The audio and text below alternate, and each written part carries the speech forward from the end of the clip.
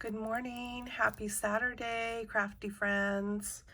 Welcome to another edition of Saturday Morning Makes and my channel here. My name's Jana Williams. So thank you for stopping by and seeing what I have made. Okay, so I've made a few things to share with you this time, and I'm going to get started with this. Okay, by the way, Jill Norwood is who started Saturday Morning Makes, and I will link her channel below, as well as Anna White, her channel, because I'm also going to hashtag this with Bunnies of March, which is a hashtag that Anna started for this month. Okay, so I used this die in here, and I've had this die for quite some time. It's by Brenda Walton, and it was put out by Sizzix. It's called Heart Pendant. And you can make, well, you can combine things to make, different little hanging doodahs. That's what I'm going to call them. And so because you cut this die out at least 5 times to create your things, that's how many times I cut it out anyway. So you end up being able to make, depending on how many papers, like this one was 4 different papers. So this is the one I've got made today. So I made 4 different hanging ones of these.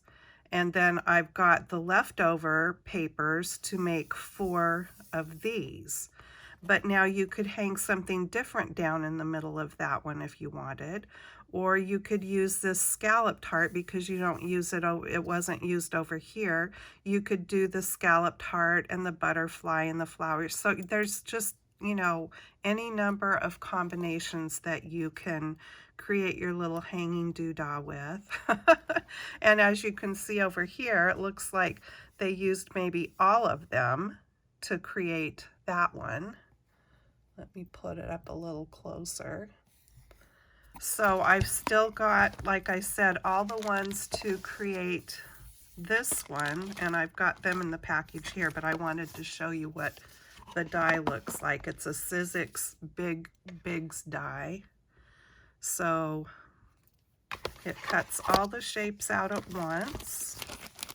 And I just put my little leftovers in here so that I can go ahead and make those up one of these days. So I used that, and then the papers I used are, I think I bought, I don't know why I bought 2 of these when I did, but I think I got these at Saturday morning, or no, this is Saturday morning, at Tuesday morning, and you can see there what I paid, $4.99. So it doesn't say Tuesday morning on there, but I'm pretty positive that's where I got this paper.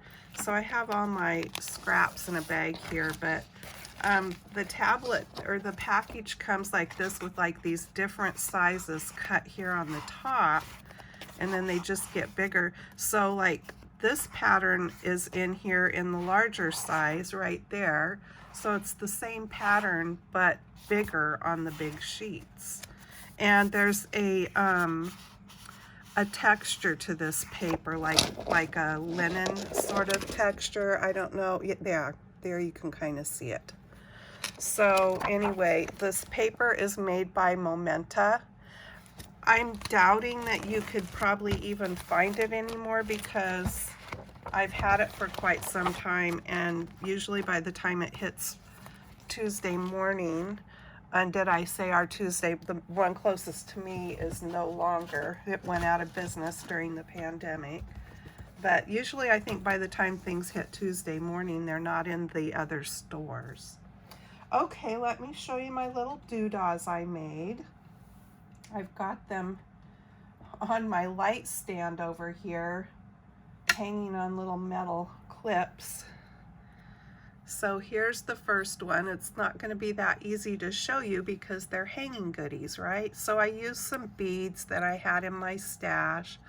I tried to sparkle them up just a touch with some stickles on each part of the doodah. So there's that one. And just gonna lay them here as I do them. And here is this one. After I put these stickles on, because they were so bright pink, I had these bright pink beads, so I decided to go ahead and incorporate that bright pink bead in. Oh, I know it's hard to see these, but anyway, I'll just kind of lay it like that. And then this one, and I used a pretty sparkly yellow bead in the center of that heart. And of course the stickles isn't being as glittery as it is in person, because glitter doesn't show up as well on video for some reason. And then here's the last one, and I did some pretty glass beads on this one. This was actually the first one I made. So there they are. They're really cute hanging up.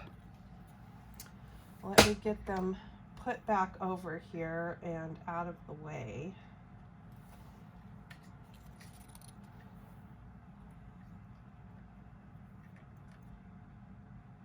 So these were kind of fun to make, and I'm kind of looking forward to making that big one too, because it's really pretty, I think.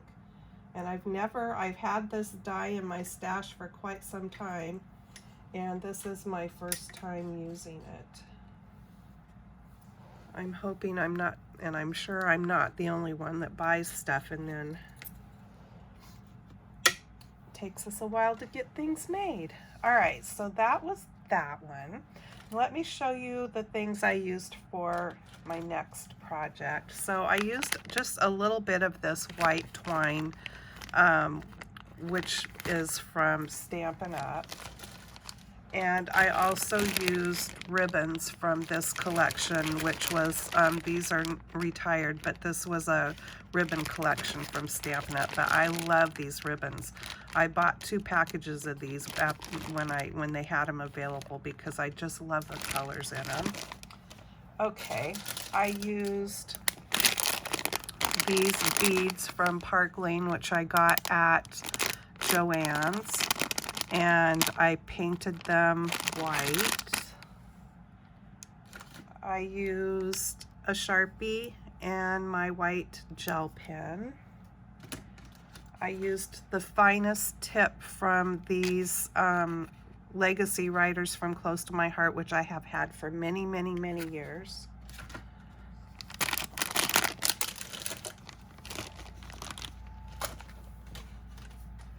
I used this die from KS Crafts. And you're probably wondering, what in the world is that? I'll show you.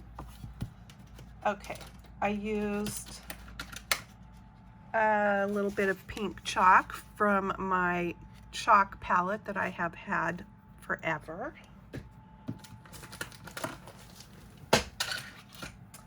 And I used this paper pack. Is so pretty, and this again has been in my stash for a long time. I used to sell Close to My Heart for several years. And this one is from My Reflections, and it was called Kaleidoscope. And I think I might have another pack of this too. There's also cardstock in here. I don't know if they still do these kind of paper packs, but you'd get patterned papers, which are double-sided, and then coordinating cardstock in here for people who like to scrapbook. I'm not a scrapbooker. Okay, so that's what I used. I can't wait to show you what I made. Okay, so don't forget, here's this die. All right, here's what I made. I made bunny angels. So the die is to make angels, right? And you can buy the bead heads, which were the same size as these beads I got, with a very simple little face on it, which I did buy to go ahead and make regular angels with. But this being spring and all, I decided I wanted to make bunny angels. So I had to go looking for the right size bead. And then I just painted it up white and did my best to a face. And I used, actually, I put it away, but I have a punch, Stampin' Up! Punch that they have currently in their mini catalog. I believe that is a ladybug punch, and her wings were kind of, that punched out, were kind of the right shape to make ears. So I punched out the wings and that's what it looks like. That's what I punched out to make my pattern.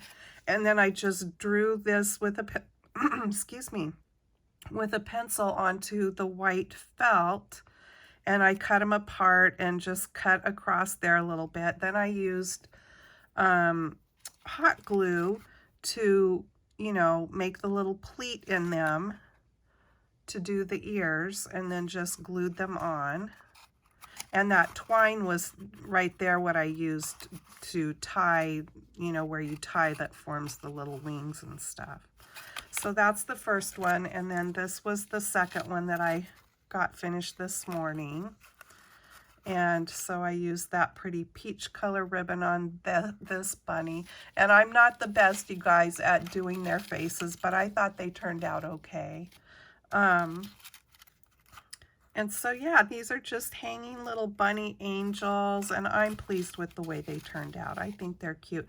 I didn't spray them with any glitter spray, but you sure could to sparkle them up. I painted 6 heads white to do up 6 little bunnies, but I've only gotten 2 done so far. But I just love how these turn out. And then probably at Christmas time, I will make the regular little angels, and you can put a little halo on their head, but they're really actually simple to make. I love the back of this one, how it turned out with those colors, and this one's just the green. But yeah, I think they're cute.